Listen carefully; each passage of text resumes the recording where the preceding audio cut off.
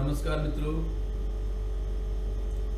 मित्रों, आज का दिन मेरे लिए बहुत प्रसन्नता का दिन था, क्योंकि सुबह सुबह उन बच्चों का फोन आया जो यूपीएससी की तैयारी कर रहे हैं और आज उनका प्रीलिम्स का एग्जाम है।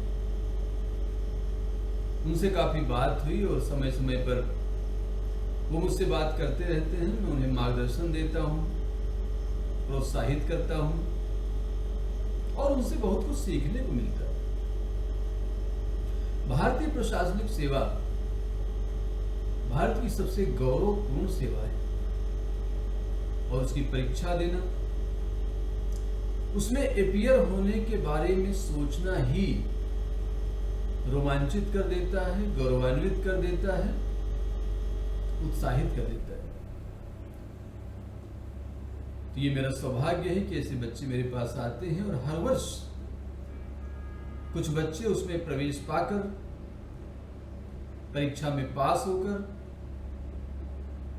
हम सबको गौरवान्वित करते हैं और देश का नाम रोशन करते हैं।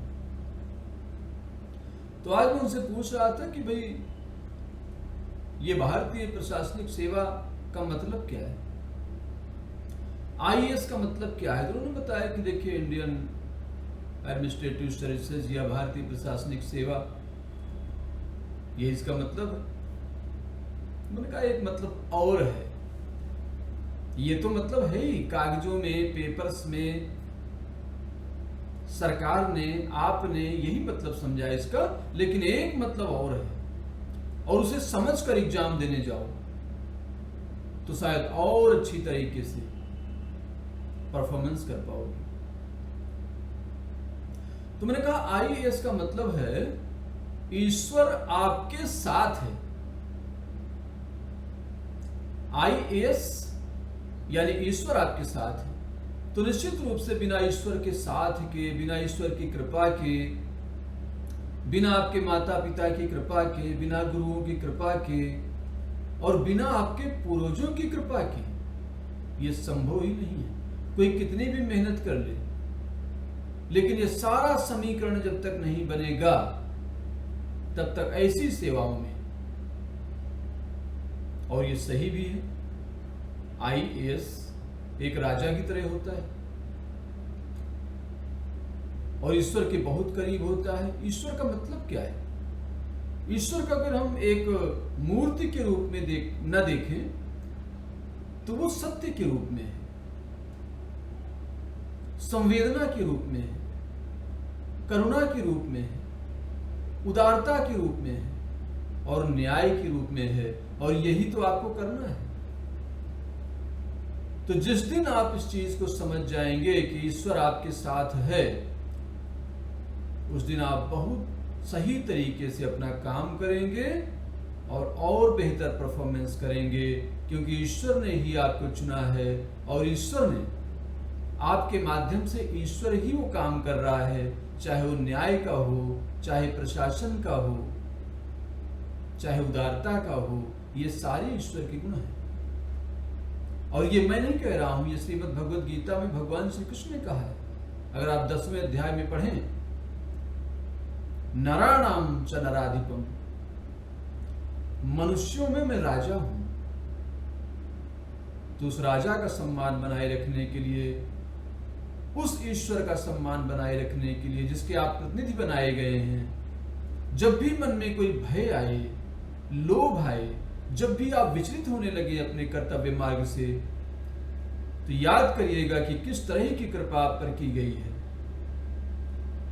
और कितने लोग इसको पास नहीं कर पाए, उनका भी ध्यान करिएगा।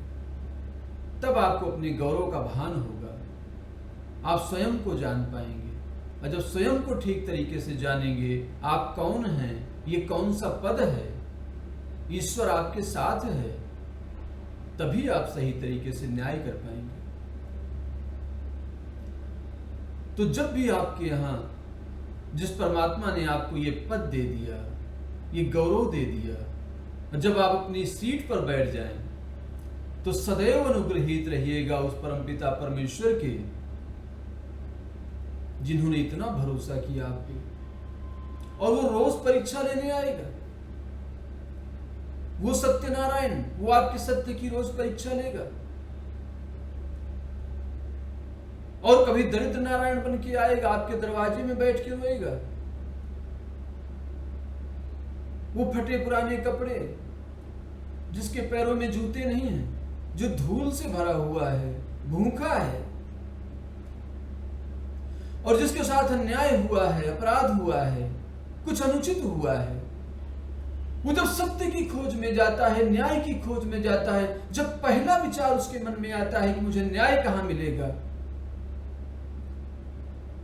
और न्याय परमात्मा है, तो पहला विचार कहां आएगा उसका, कि मैं डीएम साहब से मिलूं। और वो सबसे दुर्भाग्य का दिन होगा जब वो दरिद्र नारायण आपके दरवाजे में आएगा और आपके पहरेदार उसको घुसने नहीं देंगे, उसे सत्य न मिल पाएगा, उसे न्याय के दर्शन नहीं हो पाएंगे।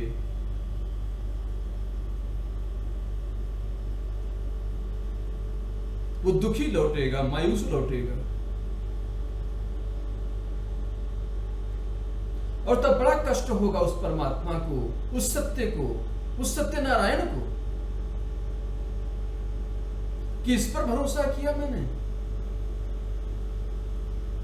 इसके पीछे जो 1 लाख लोग लाइन में लगे हुए थे, वो भी पढ़ाई कर रहे थे, उनमें भी प्रतिभा थी। तो उस दिन अपना प्रायश्चित जरूर कर लेना।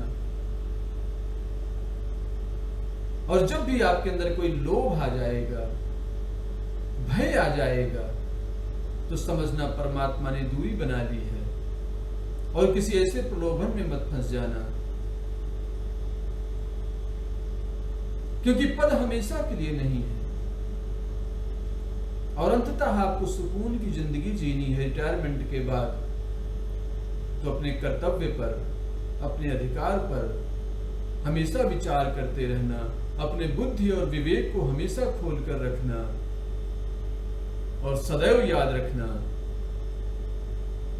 कि ईश्वर आपके साथ है। इतना ध्यान और प्रेम से सुनने के लिए बहुत बहुत धन्यवाद। नमस्कार।